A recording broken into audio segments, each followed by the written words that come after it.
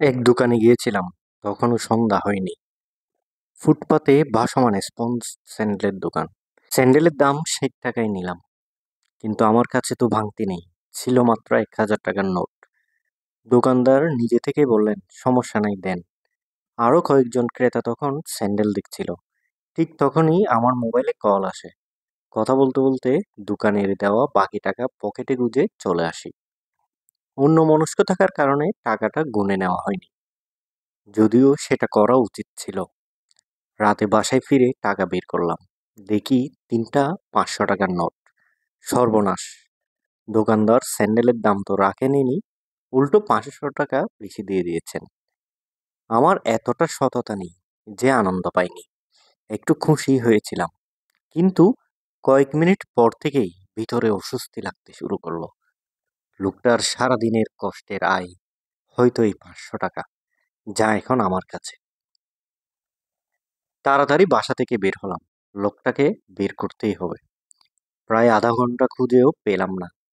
এই শহরে শত্রুর দেখা সহজে মেলে, কিন্তু হারানো মানুষের না। রাতটা ভালো কাটলো না, সকালেও খুঁজতে গেলাম, পেলাম না। দুপুরে গিয়ে অবশেষে পেয়ে গেলাম তাকে। টাকাটা ফেরত দিলাম।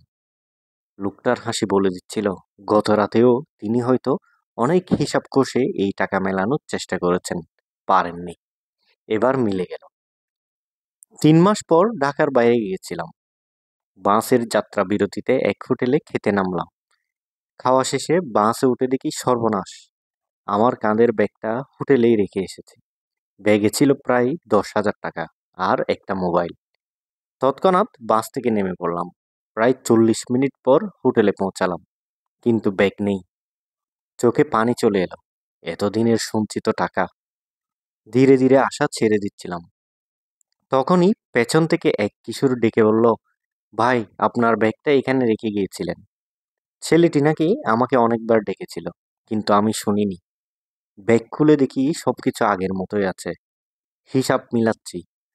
হয়তো সেই স্যান্ডেলওয়ালার উপকারের প্রতিদানই আজ ফিরিয়ে দিলেন কেউ। এটি একটি গল্প, কিন্তু বাস্তবতাটা হচ্ছে এরকমই। আপনি কারো উপকার করলে সেটি কখনো বৃথা যায় না। হয়তো যার উপকার করলেন সে আপনাকে ফেরত দিতে পারবে না, কিন্তু আল্লাহ অন্য একজনের মাধ্যমে আপনাকে ফিরিয়ে দিবেন, ইনশাল্লাহ।